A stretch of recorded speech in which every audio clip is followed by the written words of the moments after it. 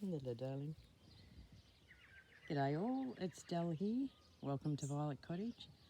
I just thought I'd shoot a random quick video update on what we've been working on.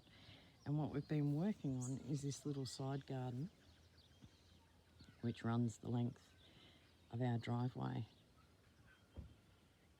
And I've been wanting to tackle this side of the house for a little bit, for a while now.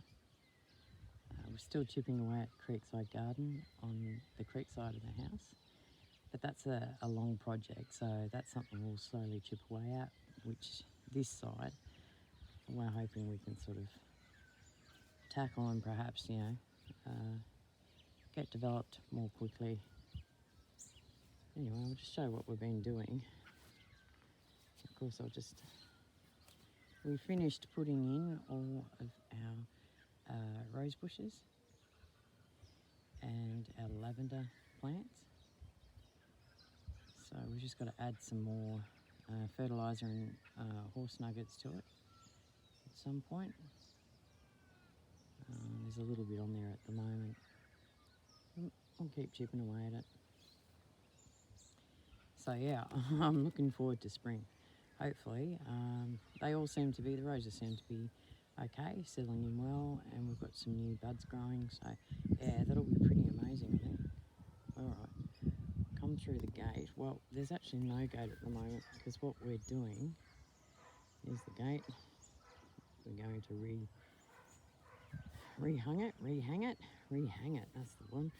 Very shortly, but we're just working with some of this old vintage emu wire that we salvaged quite a few years ago actually, and I've just sort of hung on to it because it's so beautiful and it has that gorgeous rusty patina. Oop, I gotta be careful I don't put my finger, trying to get through the gate, my finger on the stop button.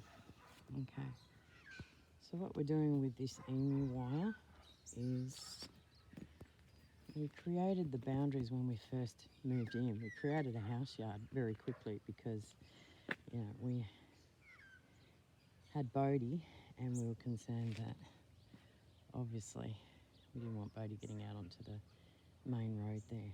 So what we did was we used, not the bed heads at the time, but we used just chook wire and whatever else we could to quickly set up cheaply using materials that we already had,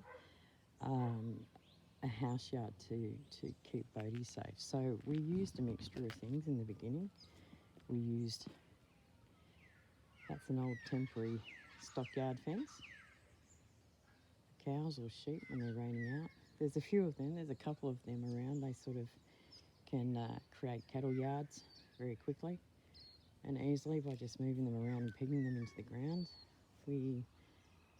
I remember I saw advertised, I think the first year we moved in, there was a fella locally that was selling a stock lot of old gates in various states of disrepair or good condition.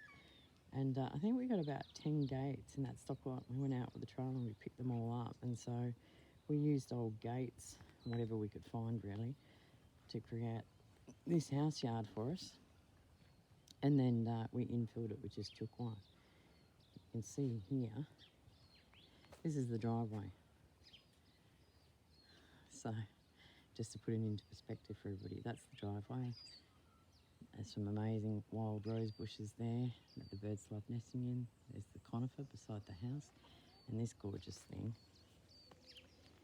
is the grapevine, which actually, after a couple of years of me just continuously pruning it since we moved in here, it actually bore some beautiful grapes for us last year. But you've got to be quick. You've got to sort of beat the birds who like to swipe them quicker than we can eat them.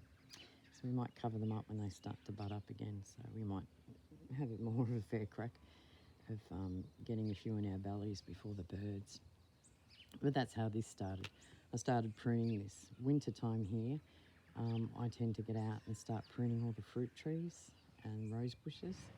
And so I was pruning this grapevine, and I said to Craig, oh, I really want to pretty up this side garden bit. And so that's how this project started. But as you can see, poor old Violet, this is probably the worst side of Violet. It's the side that obviously cops the sun all the time and is exposed to the elements. We just put some clip rock sheeting at the bottom there because the bottom boards along the bottom of the house are rotten. However, if I just move slowly so as not to get anyone vertigo or whiplash, you can kind of see that it's actually sinking. I'll show the angle better when I go inside the yard. So this will need, this part here where the window is, this part will need to, before we can replace the weatherboards, which we plan to reclad, we need to put some footings in and a couple of I-beams in to cover, because the floor joists have collapsed inside too, so there's a big dip in the middle of the lounge room there, which is behind the window. So we need to put some floor joists in and some stumping, do a bit of re-stumping, and also sturdy up the frame. So what we plan to do is we'll take off all the weatherboards, we will re-stump and put some floor joists in and try and shore it up as straight as possible. It's not going to be 100% straight. It is a 160-year-old house. Nothing in a 160-year-old house is straight, plumb or square. So, but we will try to jack it up just a little bit and add some reinforcements to the internal frame work. And yeah, tickety-boo, we'll get some weatherboards and eventually we will do that, which we'll do soon. But in the meantime, we thought we'd pretty up this side anyway of the driveway, and we'll be re-hanging the gate again with some side poles, but using the emu wire just to cover up all of this eventually, all the way down to where the grapevine is. So it will end up looking like this, which I think is kind of cool. I kind of like the rusty house yard idea of using gates, and then of course the patinaed emu wire over the top, which I may or may not paint white. I don't think so. I like rust. I like the history behind it all. And there's always history behind everything we either free salvage or find or buy cheaply. There's always history behind it. This was yet again taken from the same late 1800s farm cottage that was being demoed, and this was part of their house yard. And so we were able to salvage that and save it and repurpose it and use it on our house, which, considering the house that was unfortunately demoed because it was beyond repair, is of the same age and era as our house. So it's kind of poetic in a sense. Serendipitous too.